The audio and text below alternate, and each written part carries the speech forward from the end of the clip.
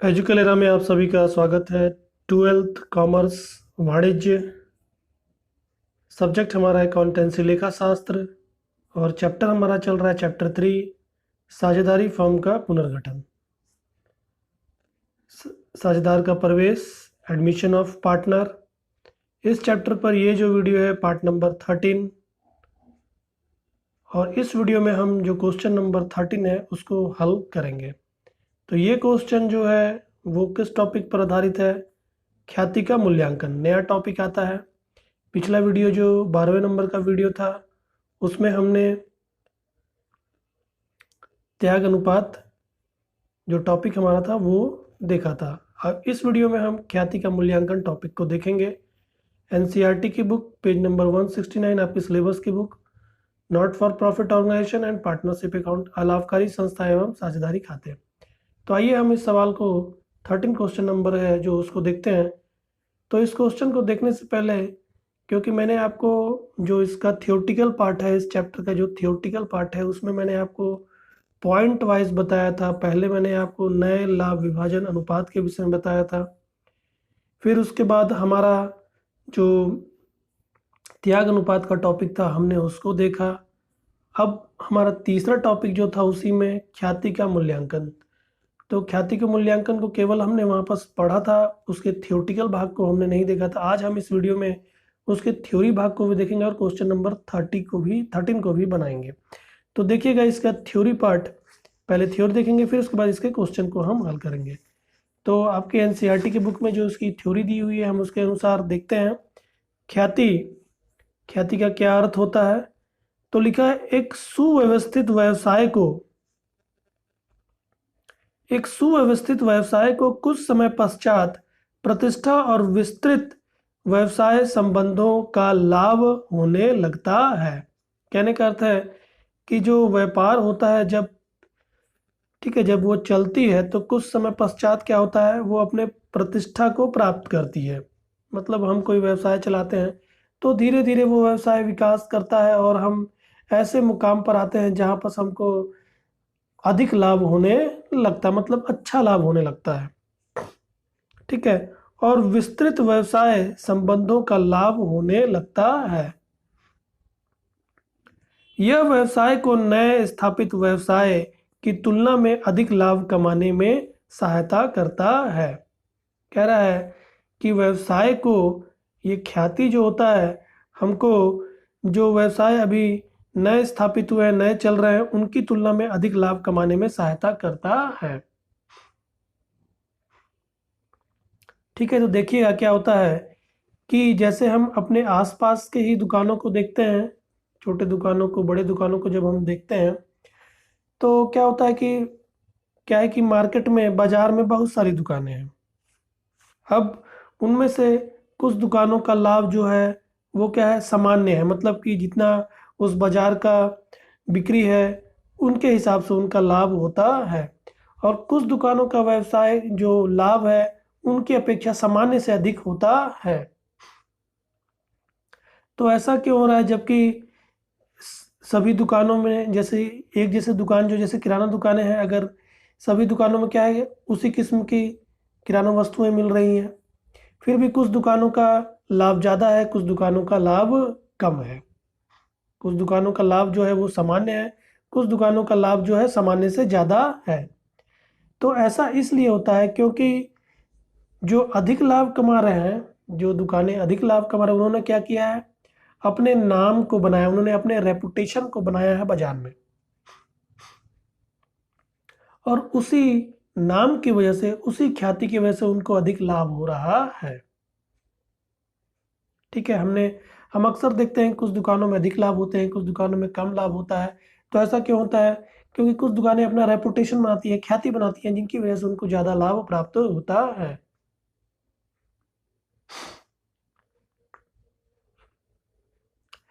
तो इसलिए हर व्यवसाय को अपना ख्याति गणना करना पड़ता है कि मुझको अपने ख्याति की वजह से, अपने नाम की वजह से कितना अधिक लाभ प्राप्त हो रहा है। तो ख्याति क्या है? ख्याति आप देखें अकाउंटिंग स्टैंडर्ड 26 जो आपका लेखांकन मानक है,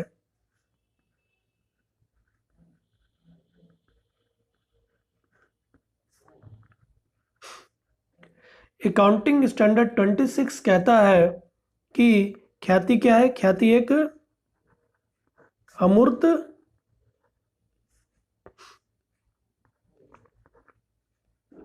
संपत्ति है, मतलब ऐसी संपत्ति जिसको हम छू या देख नहीं सकते। ठीक है, ख्याति एक अमूर्त संपत्ति है और इसको जब इसके प्रकार को देखा जाए, ठीक है, तो हम इसको दो प्रकार में बोल सकते हैं। एक ख्याति होती है खरीदी गई ख्याति, मतलब कि ऐसी ख्याति जिसको हम, ठीक है, कुछ प्रतिफल, मतलब मुद्रा के रूप में कुछ प्रतिफल देकर खरीदते हैं, खरीदी गई ख्याति। और एक होता है मालिकों के द्वारा, व्यापार के द्वारा बनाई गई ख्याति, जिसके लिए कोई परचेस कंसिडरेशन नहीं दिया गया है।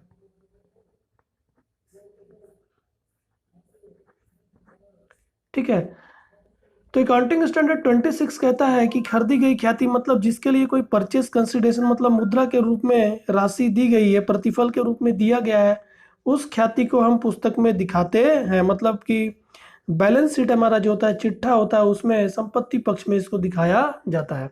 मगर जो बनाई गई ख्याति होती है उसको पुस्तकों में नहीं दिखाया जाता।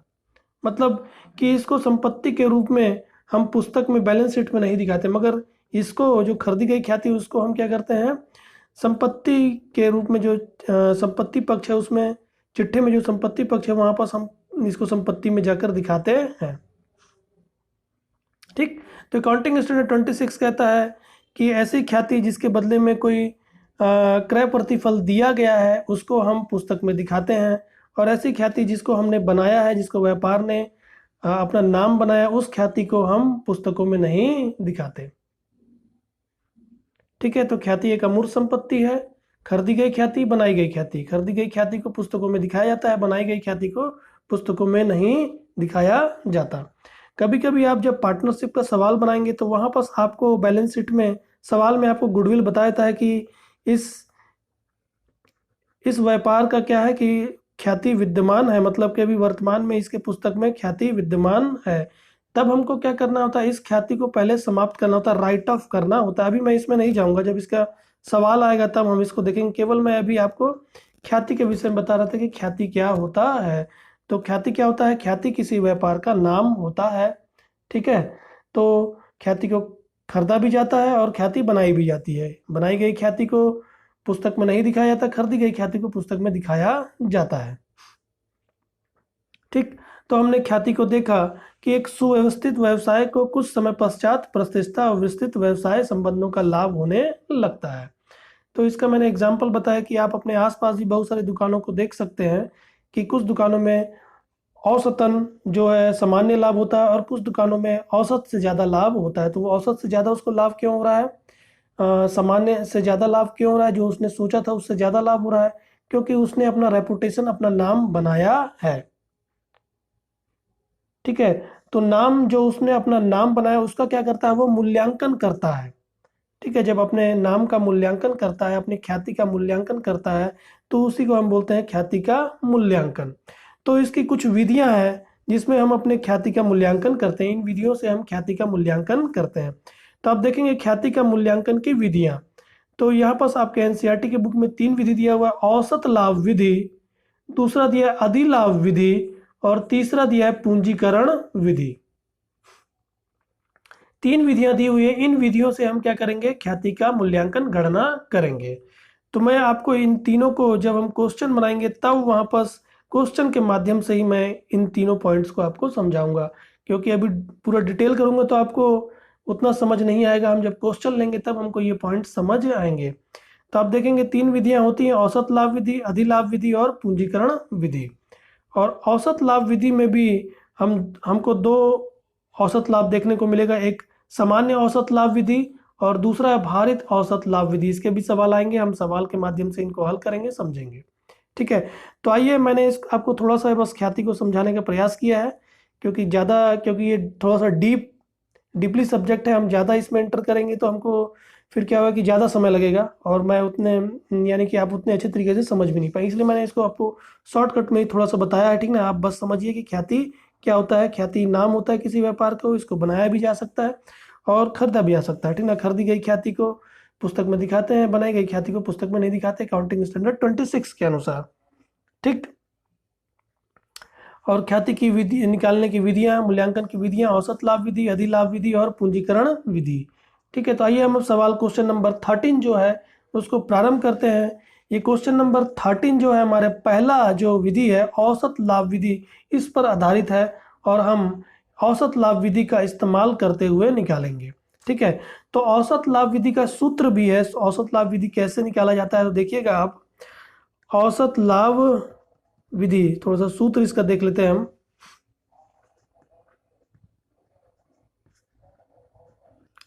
तो नाम से ही पता चल रहा है औसत, मतलब कि पहले हमको क्या करना पड़ेगा, पहले औसत लाभ निकालना होगा। आपको सवाल ख्याति निकालने को कहेगा, ठीक है। तो पहले हमको औसत लाभ निकालना पड़ेगा और साथ में आपको क्रय वर्ष दिया रहेगा। क्रय वर्ष कहने का अर्थ है कि ख्याति जब हम निकालते हैं तो सवाल में आपको क्रय वर्ष दिया रहता है कि औसत लाभ का इतने क्रय वर्ष के बराबर हमारी ख्याति है। तो जब आप औसत लाभ निकाल लेंगे और औसत लाभ को जब क्रय वर्ष से गुणा कर देंगे तो हमारा ख्याति निकल जाता है। तो पहले हमको निकालना होता है इसमें औसत लाभ। औसत लाभ का पहले सूत्र लगाते हैं। औसत लाभ का हमारा सूत्र होता है जितने वर्षों का लाभ दिया हुआ है, ठीक है, गत वर्षों, सूत्र देखिएगा इसका, गत वर्षों के लाभ का योग, मतलब कि सवाल में आपको लाभ या हानि दिया रहेगा जितने भी वर्ष का, उसको आपको क्या करना होगा, उनको योग करना होगा। गत वर्षों के लाभ का योग और वर्षों की संख्या से उसको भाग दे दिया जाएगा। जैसे आपने कभी 5वीं या 6वीं में औसत पढ़ा होगा कि औसत किस तरह निकाला जाता है। तो जिनका औसत निकालता है उन सभी को हमको योग करना होता है और उनकी संख्याओं से भाग देना होता है। वैसे ही जब आप औसत लाभ निकालेंगे तो जितने वर्षों का आपको बोलेगा उन वर्षों के लाभ या हानि का आपका योग करना होगा और वर्षों की संख्या से उसको भाग देना होगा, वर्षों की संख्या। तो इससे हमारा निकल जाएगा औसत लाभ, ठीक है। इस सूत्र को लगाएंगे तो औसत लाभ निकल जाएगा। अब हमको सवाल में क्या निकालना है, ख्याति। इसी के नीचे हम ख्याति भी लिखेंगे और इसका सूत्र है, ये औसत लाभ का सूत्र है। पहले औसत लाभ निकालेंगे फिर ख्याति निकालेंगे। ख्याति का सूत्र है औसत लाभ, औसत लाभ विधि में, इस विधि में ख्याति का सूत्र है औसत लाभ गुणित क्रय वर्ष। इस दोनों ही सूत्र को जब हम औसत लाभ विधि अप्लाई करेंगे, जब औसत लाभ विधि से हम निकालेंगे तो इन दोनों सूत्रों को हमको लगाना होगा। पहले औसत लाभ निकालना होगा गत वर्ष, ये इस तरह सूत्र लगाकर, फिर उसके बाद ख्याति निकालना होगा औसत लाभ गुणित क्रय वर्ष। तो आइए हम अब क्वेश्चन नंबर 13 को देखते हैं, उसको बनाते हैं। औसत लाभ विधि का सवाल है, तो देखिएगा।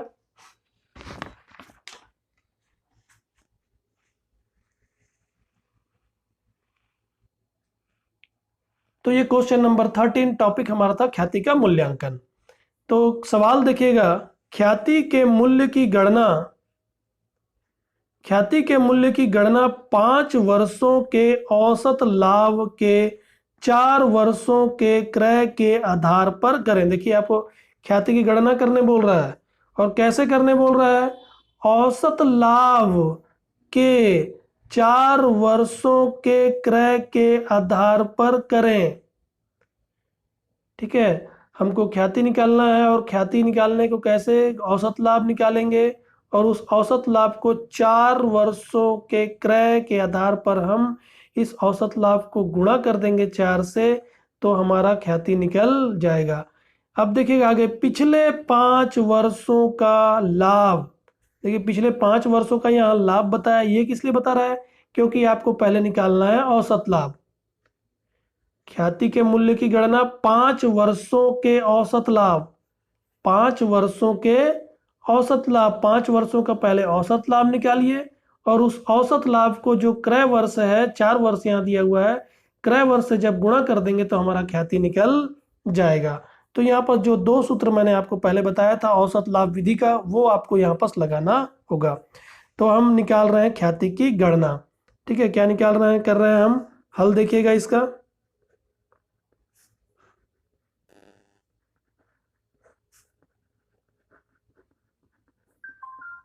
ठीक है, कौन सी विधि है हमारी, औसत लाभ विधि।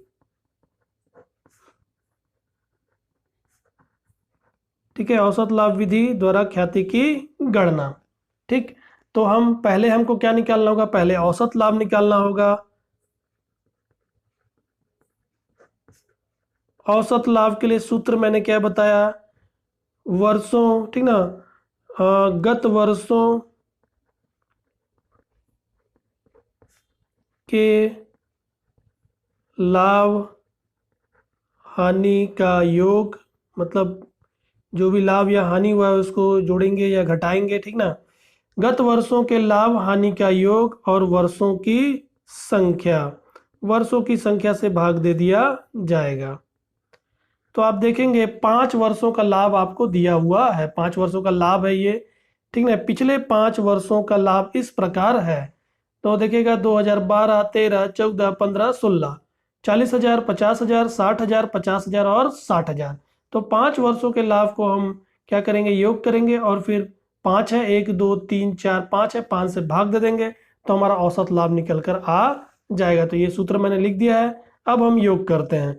तो 40,000 पहला 2012 का 40,000 रुपये, 2013 का 50,000 रुपये, 2014 का 60,000 रुपये, 2015 का 50,000 रुपये और 2016 का 60,000 रुपये। 5 वर्षों का मैंने लिख दिया, बटे में 5, बटे में 5। अब जोड़ते हैं 40,000, 50,000, 90,000, 90 में 60 जोड़े, 90 में 60 जोड़े 1.5 लाख रुपए, 2 लाख रुपए, ठीक है। 40 50 90, 90 50 1.5 लाख, 1.5 लाख में 50 जोड़े, 1.5 लाख में 50 जोड़े हो गया 2 लाख रुपए, 2,60,000 रुपए, 2,60,000 रुपए हमारा हो जाता है। 2,60,000 उसको 5 से भाग दे देंगे,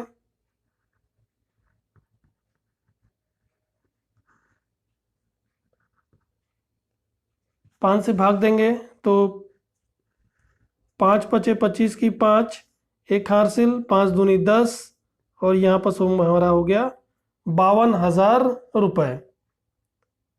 ठीक है, हमारा कितना हो गया, 52,000 रुपये। ये औसत लाभ निकल कर आता है 52,000 रुपये। औसत लाभ हमारा निकल कर आता है 52,000 रुपये। अब हमने यहाँ पर औसत लाभ निकाल लिया, हमारा 52,000, 52,000 रुपये हमारा औसत लाभ हो गया। अब क्या करेंगे, जो हमारा ये औसत लाभ हुआ है उसको 4, ठीक है, यहाँ पर आप देखेंगे सवाल लिखा है औसत लाभ के 4 वर्षों के क्रय के आधार पर। तो हमारा क्रय वर्ष कितना है, हमारा क्रय वर्ष 4 वर्ष है। तो जब ख्याति निकालेंगे यहाँ पर ख्याति, तो औसत लाभ गुणित क्रय वर्ष, तो औसत लाभ हमारा 52,000, 52,000 रुपये और उसको 4 वर्ष हमारा क्रय वर्ष है, 4 से गुणा कर देंगे। तो आप देखेंगे 50 को 4 से गुणा करेंगे 2 लाख, 50,000 को 4 से गुणा करेंगे 2 लाख और 2,000 को 4 से गुणा करेंगे तो 8,000, 2,08,000 हमारा आ जाता है। यही हमारा ख्याति है। हमने कैलकुलेशन किया इसको औसत लाभ विधि से, ये हमारा आंसर है। ठीक है, हमने कौन सी विधि से, इसको औसत लाभ विधि से हमने कैलकुलेशन किया है। तो यही हमारा औसत लाभ विधि है।